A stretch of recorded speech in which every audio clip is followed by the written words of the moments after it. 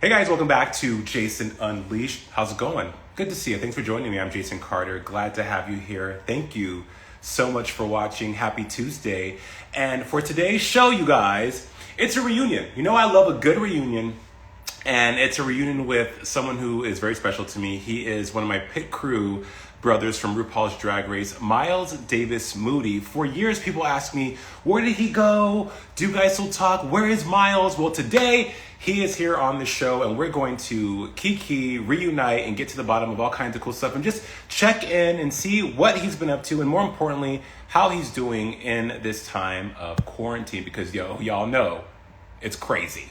Let's go live with MDM on Jason Unleashed. Woo, woo, woo, woo, woo. Miles, hi, can you hear me? Hey, I can hear you great. Oh my gosh, there was latency there, and I was afraid that the internet was doing us a disservice and not working. Oh no, I came in. You were leading into saying that I was joining you, so yeah, I think the latency tried to get us. It will not win. It will not win. No, let me take off these earbuds because there's an echo. And let's get right to it. Good to see you. Welcome to the show, buddy. You look incredible. I'm loving the facial hair, Miles. Thanks. I phases. Should I be beard? How long should it be? Should I let this gray stuff grow out? You know what? It's a symbol. It's a sign of. No, I'm not even gonna bullshit you with that whole age is a privilege. It's a sign of wisdom. Yeah. But still, like, keep it at bay. Keep it at bay. But it looks good on you. I'd say it's not fully gray. So whatever. But you look. But you're a black and Caucasian. So you're gonna look fresh and spry your whole life. Fortunately, yeah, could have gone either way because my white dad looked quite elderly. Kasha Davis is in the chat. Hey Kasha, how you doing? Franklin's here. Hey, there's so many cool people that are here. Miles, how have you been? How's quarantine been treating you? You know what? All things considered, I can't really complain. My boyfriend and I moved into a new unit in our building that's 2 bedrooms. And had we been stuck in the 1 bedroom plus den, it probably wouldn't have been going so well. But it's been great. Like my job has been unaffected. I'm just working, trying to survive like everybody else, trying to keep a positive attitude.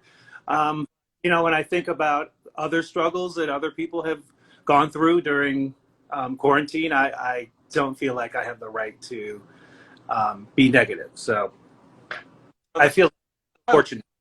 That's what I love about you. You're so positive. You always have such a great energy, and I mean, it radiates digitally how positive and just how enlightening you are. Let's get to it, man. I mean, it's been a while since I've seen you. I think the last time we saw each other, Miles, was 2017 in Los Angeles. Yeah, it was a while ago. And then you. Oh yeah, that's when I visited. I had a offsite for work. Yeah. And then you disappeared and went on and started a new life. What people don't know is your story of how you came onto RuPaul's Drag Race. Because I remember 2013, season 6, and I get this email from production. They're like, oh my gosh, Jason, guess what? Guess what? We're adding to the pit crew. Because before it had been just me and Sean. And yeah. Of course, Theron, our friend Theron, who's VP of Talent at World of Wonder, was like, we're adding so-and-so, so-and-so, and so-and-so. And I was just like, Miles Davis Moody, the legendary Miles Davis Moody, and the rest is history. How did you get on the show? How did they find you? Walk us through the saga that is RPDR for Miles. Okay. This is an interesting story that I will get into a little bit of a tidbit that Rue told me later. I don't know if I should share it. It's kind of juicy. But we are unleashing the tidbits. You heard it here first, folks. Okay, so when I first moved to LA, I had no experience in working in nightlife. I was a very 9-to-5 corporate person. But when I moved to LA, I was dating a guy who was very muscular, and I started working out and getting a body. And so I would go to these parties. One of them was Summer Tramp, downtown LA, and I got more confident in wearing less clothing because I used to be the guy that would go to the beach and wear his t-shirt all the time. But then, yeah, I started working out and feeling good, and I would go to these parties, and James St. James was at one of them, who I'm assuming your viewers know who James is. Sure. Um, but he's affiliated with Wonder Wonder, World of Wonder, friends with RuPaul. He was in Party Monster with Macaulay Culkin. Well, he was played by Seth Green, was it? Anyway, he's in the World of Wonder family. He was there. I met him. He put the mic in my face, and I said something funny. And then I would see them. I would see World of Wonder hanging out, doing like their little web series. Um, and I don't know. I guess that put me in Rue's face, and um, I did some videos with some of the girls, and then Rue. Oh, actually, I got invited to be on the expanded pit crew for season 5 and the What You Packin' challenge, and that was the first day I got to meet Rue in person, and I tried to make the most of my screen time there. And of course, as you remember, they pulled us back and we filmed the what was the video? Peanut butter. The peanut. And I got to tell Rue directly like how much I looked up to him and grew up with him and thought of him as like the drag queen Oprah. And then I got a call a little later that they wanted to invite me to be on season 6 as a full-time member. I love it. As a full-time member with benefits. You get no benefits. No, there was no benefits. I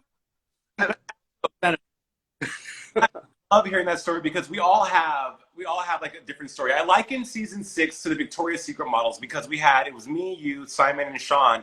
And by the way, Sissy That Walk is still the best Drag Race finale video ever. The production quality, just how it turned out.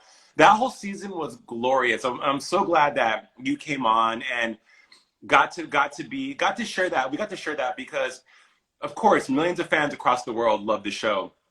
But for us, I mean, at least for myself, it was such a huge part of my life. You know, it was such a huge part of, I would say, my identity for a while, being a part of television history. So I'm glad that me and you got to experience that. Looking back on the show, though, Miles, like, what are some of the memories? And we're gonna get to what you're doing now. And if you saw the Versus Challenge last night with Brandy and Monica, which was everything. But looking back on your time on Drag Race, the memories you had. What are some of the fondest, most heartwarming, funnest memories you had on the show? Because I always say it's like a bag of Skittles. You never know what's going to happen on any day you show up. There were quite a few, but what I really remember, and I've told people when they ask me about the show, is after I think the first episode that we filmed for season 6, Rue came back. I'm not sure if you were here that day, but Rue came back and told me, I think we filmed 2 big openings that season. We did. Rue told me that he came to our dressing room and said, "Oh, hey, I've been watching you, on the dailies or whatever they call them, and the producers are like telling me like you look a little, like stiff and uncomfortable." And I was like, "Really? I thought I was being sexy and misunderstood." He was like, "No, I want to challenge you to like loosen up and be more of yourself." So if you actually look back and watch the show, you see me standing there looking a little constipated. And then the rest of my time there, I wanted to be as Miles as I could be, and that's why you have a lot of footage of me. Well, they do. Being silly and being expressive and having fun on the show. So that was one of them. And Rue, so there was the episode, what was... Go ahead. Karamo Brown is watching right now, and he says, Miles is my baby daddy, and he owes me 18 years of back child. I want our baby. Karamo is crazy. Karamo, love you back. Karamo, Wait, wait, I'm gonna do it like a Maury. You are the father.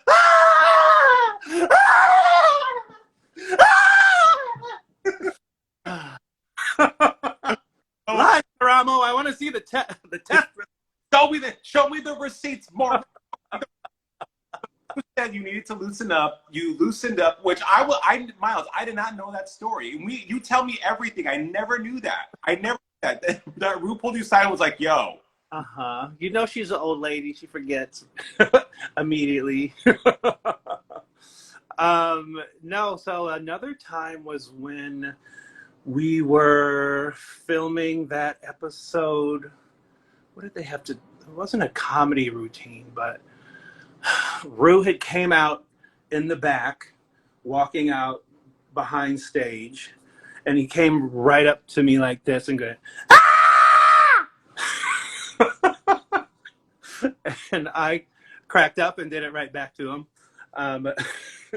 That was a funny moment, and we just had like little moments off screen where, like, when he brought us into his dressing room and gave us things. Yeah. And just like little stolen moments in time where we would have like nice conversations. And also when we were filming Pit Crew, that was always fun. Wasn't it cool? I mean, do you remember that one time where Rue took us individually and sat us down and talked to us? Like, this? I cried so much in that talk with him because it was like he saw me. You know what I mean? Like, here's someone that is an icon that, like myself, grew up watching him. I had a hallway in my house, Miles, back in New Mexico that was like pretty long, and I would turn on Supermodel of the World and runway walk thinking I was RuPaul, and then watch Foxy Lady, the RuPaul show, and then to now be sharing the same air, pre-COVID, sharing the same air with Ru and have him asking questions about my life and just, again, seeing me for not as the guy he hired with the body, but just caring about who I was as a person. It was so like powerful. Even now, I can't even imagine anything that's been that much more, I would say, personal. And you're right, the moments that the audience doesn't see, the antics behind stage, the little things, the trinkets he would leave us, and so it was just like so special. Like, even thinking about it makes me emotional. It's crazy. Anyways, okay. Yes.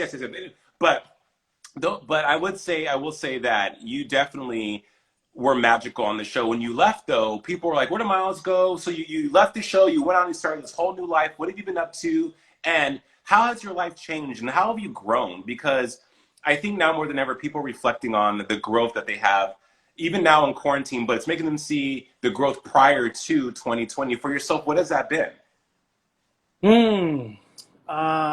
Great question. No, I moved away from LA, so if you're not in the area, you're not accessible to film and be on the show. So I'd been traveling. I went and lived in Hawaii for 8 months. I was in not a good relationship, and I ended up coming back to Minnesota, where I wasn't born, but I pretty much grew up here. And just to like do a reset for myself, because I needed to some of that toxicity from my spirit and just be around I hadn't lived here in almost 20 years, but it's so nice to just go home and be amongst your people. That's what I did, and I hadn't planned on staying, but I met my great boyfriend Joey. I got a great job. Moved to Minneapolis. I love it here, except for the winter. Those are not that great. But for me, it's just kind of been a return to form and just like getting back to the joyfulness that I had before, and just rediscovering, new things about myself and meeting new people. I'd met so many people in LA, and I don't feel like they really got to know like the real miles because I was always like out kind of, um, doing nightlife where the moments you have there are kind of fleeting.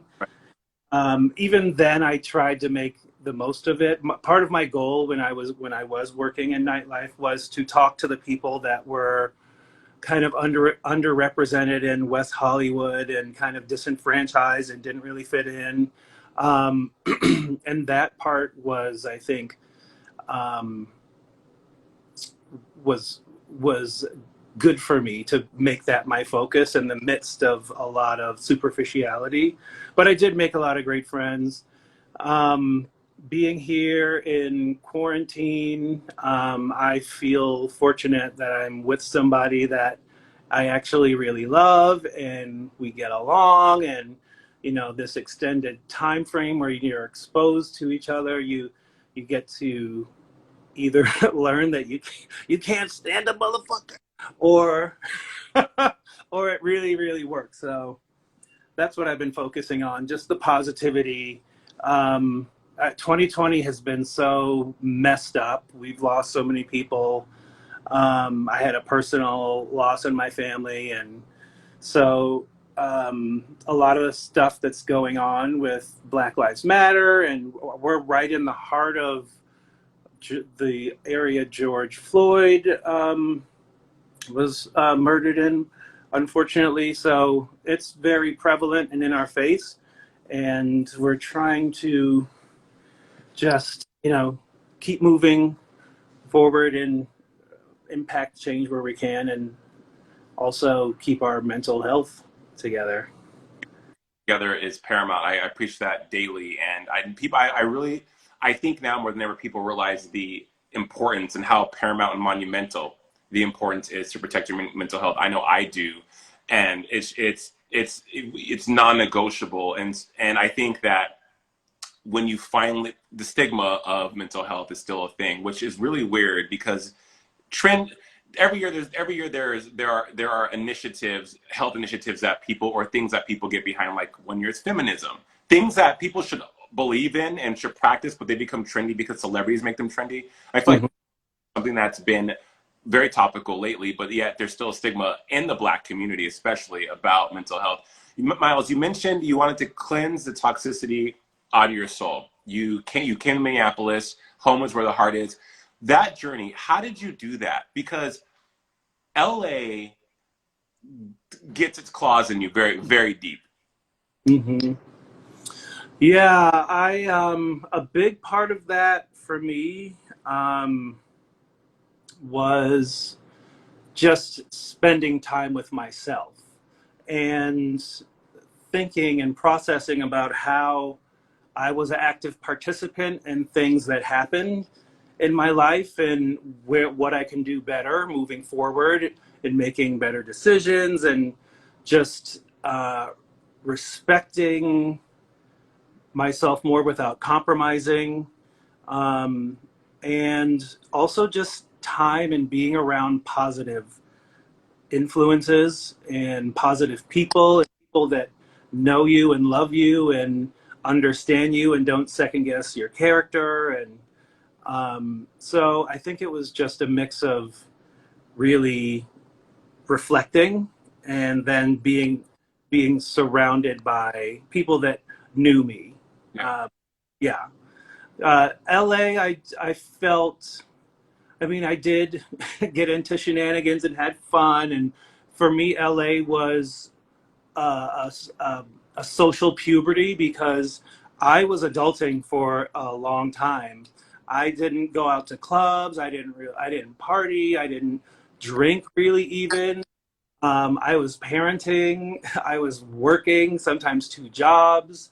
So I didn't have that experience of going out to bars um, and being paid to be there, or being known from TV or anything like that. So that was all new to me. Having said that, I do feel fortunate that my initial my kind of welcome was with a good group of people, and I was I was already in my mid-30s when I moved there. So fortunately, I was old enough to kind of know better and protect myself from of the trappings that I saw some of my friends going through. But yeah, I mean, it was a season for a reason, or reason for a season. Yeah. And I love hearing that because you said that you had self-reflection and you had to own your part in what happened. That in itself is saying openly that you are not the victim. You have more power. You are the victor in that situation. Real quick, shout out to Only Mayhem. Mayhem Miller is watching. She says Lamb Leaf for life. Hey Mayhem. Yes, Lamb Leaf for life. My Yes. Oh, with all this newness and essentially this new life that you have manifested and crafted and now live, leaving behind everything you left behind, was there a moment when you're sitting in Minneapolis, the Minneapolis, I know I saw young adults, so stupid, but in Minneapolis, and you are like, oh my gosh, I'm a completely different person in a completely different life, and I'm so thankful. Was there one definitive moment where it dawned on you that you had accomplished what generations and millions of people try to do in their lives, but aren't able to, or struggle to do every single day? yeah. For me, coming back here, I think of my life as like I was adulting and then I was having fun, but spiritually and just professionally, even LA was kind of a hiccup for me because I had a regular job in LA, but I wasn't flourishing and I didn't have what I felt like was stability that I knew before. And I had some rough times. And coming back here and stepping back into what I know to be a regular workforce and just stability, um, I found myself appreciating the smallest things, like being able to pay for my food regularly and enjoying where I'm living, and just like everything was a rediscovery that I was so grateful for, and I still am. I pinch myself because I am so happy here, and I'm so happy in my relationship, and things have done a full 180 for me. And yeah, there was like some very tough professional times I was going through, but um, yeah, I I always try to look at life from a positive lens and glean the lessons from everything. So that's kind of something that's been a common thread for me, and I feel good that I didn't give up on that, and I because life can beat you down, and as soon as you give up, it's a wrap. So that was one thing that I did maintain. A lot of people don't know a lot of the struggles I had when I was in LA, and I don't really talk about them a lot, but I will sometimes here and there when the time is right. But I feel great. It's been so rewarding to be back here. Just being amongst family is amazing. It's So happy, Miles. Like I'm that inspires me. Like people here in the comments are celebrating you. Diva Miner says that's so wonderful, Miles. So happy for you. Uh, your life is different. You are flourishing. You're killing the game now. I still relive the splendor of all of our Mariah Carey bonds backstage in the dressing room. How excited were we when we were asked by Mariah's team herself to listen to Rarities and the new song Save the Day? I clicked in, I was like, Miles Davis Moody. There's only one Miles Davis Moody. It was the coolest thing ever to be in one of there was I think it was like 30 people they invited. Yeah, no, it was ridiculous. I I was holding my phone and the little like message popped by. It was like, "Hey, bitch, you got a DM from Mariah Carey on Twitter," and I'm like, "What?"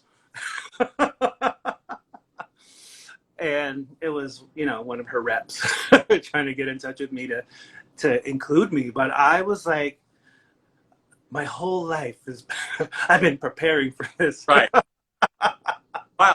It came from me and many, many, many, many, many years of tweeting at Mimi from our public conversations about Mariah Carey on Twitter. I look back at some of our threads. We're crazy stands. Like we're crazy stands. It's crazy. Mayhem Miller, crazy stand. Like, I, there's varying degrees of the Lambleys' dedication to Mimi. I think our dedication rivals that of like psychotic psychofan sans the violence, sans the stalking, showing up in front of the house with like a cake with nails in it. But however, we go hard for Mariah Carey. How excited are we for this memoir? It better. first of all, yes, we are the original lambs. And I just have to say, as a biracial person who people like are always confused about my ethnicity, I'm like, I'm on the Mariah Carey scale of blackness. So, but in saying that, I felt such a kinship when she came out in 1990, and because we like to see people that look like us and know our story, and that was the case. And like, just couple that with her insane talent. And I love also, a lot of people don't get this, and that's why they feel some type about Mariah, but she is funny, she is hilarious, and sometimes she's just putting on a character, Right. and those people take it seriously, which they shouldn't, because there's so much more to look at. But I'm so excited for this memoir. I just read that Vulture article where she slipped in a sly, some sly shade about the highest selling single of 2001 being from Glitter. I'm real. But no, being part of that Zoom session, hearing that track that's going to be, it was all amazing. It definitely helped enhance my 2020. I'm very excited. I've read a supposed track list. Alleged. Alleged. Um, oh, I also, from the Vulture article, she referred to the Tommy Mottola era as the Sing Sing days. And for you young people, Sing Sing was a prison. York Sing Sing. Yes.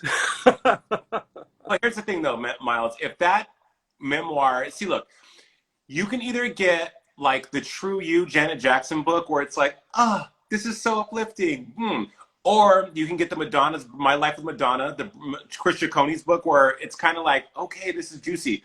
Or you can get like a memoir. And I'm hoping Mariah, because no, this is also written in conjunction with somebody else, that she really divulges and we get deeper than just a surface like, oh, when I was creating Butterfly, the roof, she put out this thing on Twitter with the lyrics to the roof, and at the end it happened, and it closes the book and she's talking about some of the lyrics that went into the songs were actual things that she experienced in her life. I love that stuff because you're giving us a behind the scenes, behind the velvet rope, a true account of who you are. And I think it's time for that. Genius, yeah. Interview with her back in 2018 after Caution came out. And I think me and you talked about it.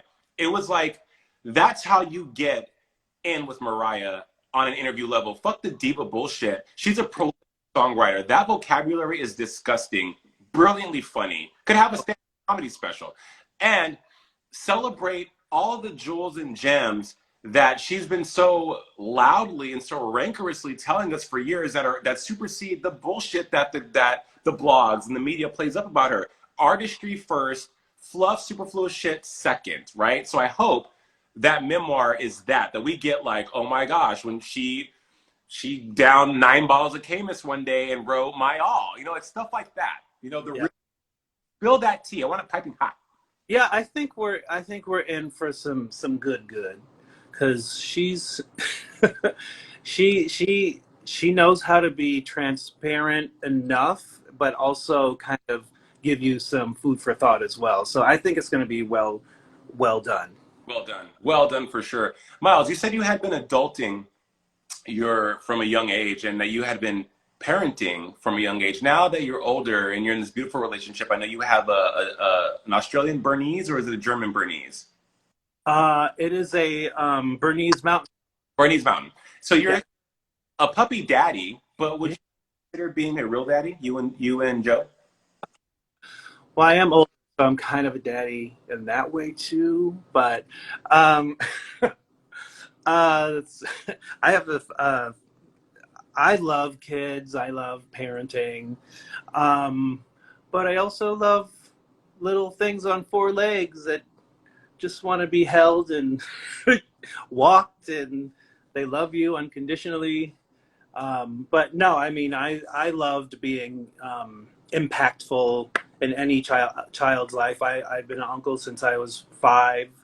So, and I think this was the beginning of um, my desire to like reach out to people that felt disenfranchised, because I would see kids who would get bullied or that were kind of on the outskirts, and they just looked like they were shy, and I would always try to um, build their spirits. And so for that, I love like I'm not a teacher, and I haven't I haven't spent an inordinate amount of time like this professionally, but personally, I've always tried to be impactful way. But I do love our dog. She's so sweet. Her name's Raja.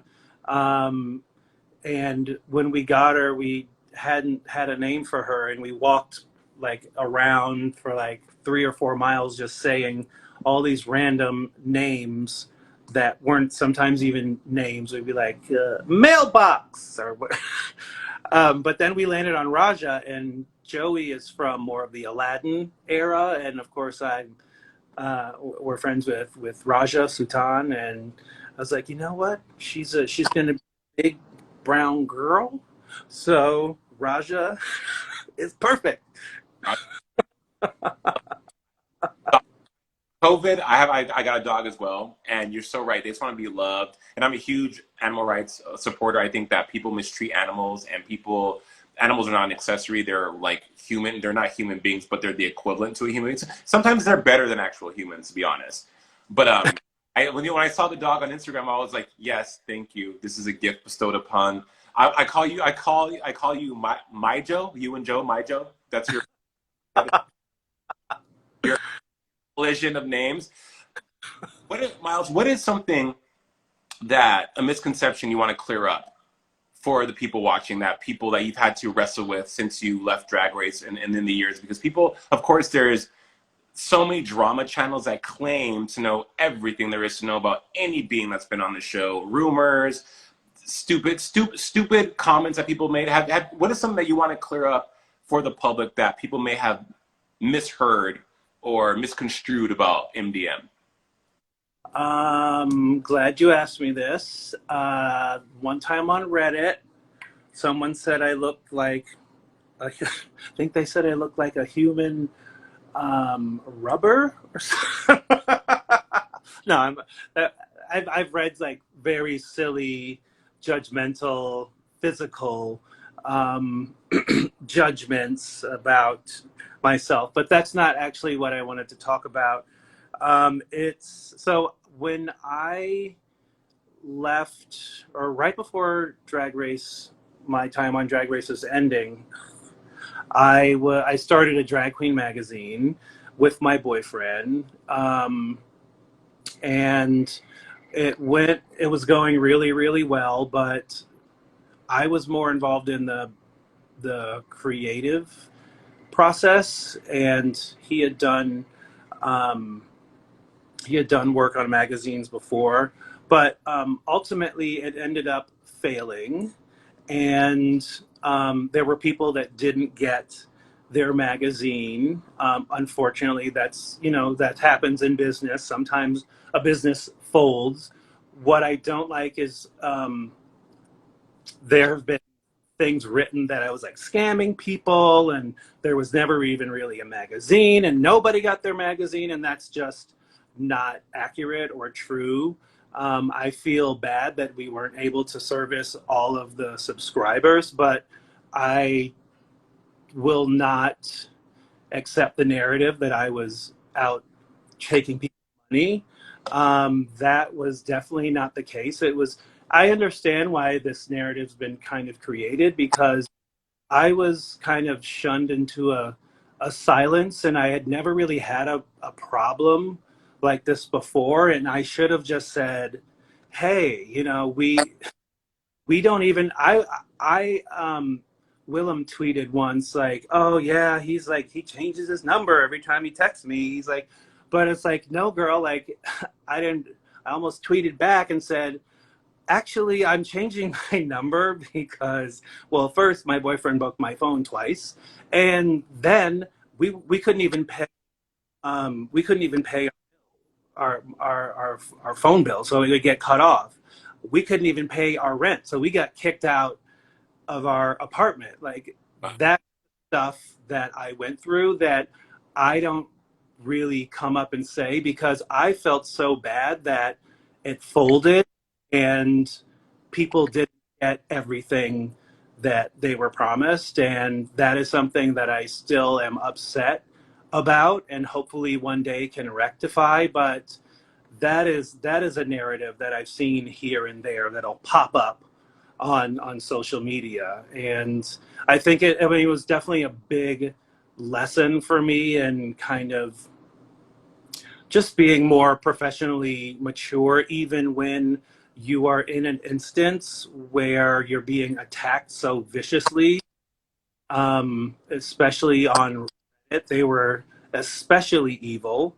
But I know myself, I know I'm a good person, and I know that I would never intentionally take anything. And so that was a big lesson for me, and it's something I'll have to deal with. And I'm not making mistakes because, or I'm not making excuses, because we did clearly make mistakes. But I don't accept when people call me like a scammer, or I made something that wasn't even real. So thank you for asking me that. That was something that I haven't ever really spoken on. And when I even tried to, things were like dragged back and then put on blast and like recreated from a villainizing lens. So it just made me not want to talk about it at all. Well, one, I will always be a safe space for you, Miles. Always. I will always have your back. I will always stand with you and rep for you. So you saying your truth on my show, absolutely. One. Two, I have still a beautiful copy of Queen Magazine with Alaska Thunderfuck, I think, on the cover. Mm-hmm. You, Hi, Mayhem. you do the best you can with what you had at the time, and I think that you coming out on the other side, and today in this moment, you've been able to be as raw and as honest and as open about what's happened and take accountability speaks volumes of the man who I've always known you to be, but also to the man to the greatness that was already there, that is now exponentially even more greater than it was then. So congratulations to you, Miles. I think you're talented, you're beautiful, you're kind, you're warm, you're a good soul, and only good's coming to you. And I'm so fucking happy that you're happy, because that's all people that love you want, is just for you to be happy, you to be in a space that you can thrive. And it seems like you're doing that. So, and like everyone is celebrating you in the comments, man. They're loving you, and you deserve it. You deserve your flowers. So I'm glad that you were able to come talk with me today, and we could reunite here on. Before I let you go, though, MDM. Yeah. I always ask this to my guests, and I love the answers I get. If someone came up to you and said, "Who is Miles Davis Moody?" what would you tell them? I would say, don't go to Google.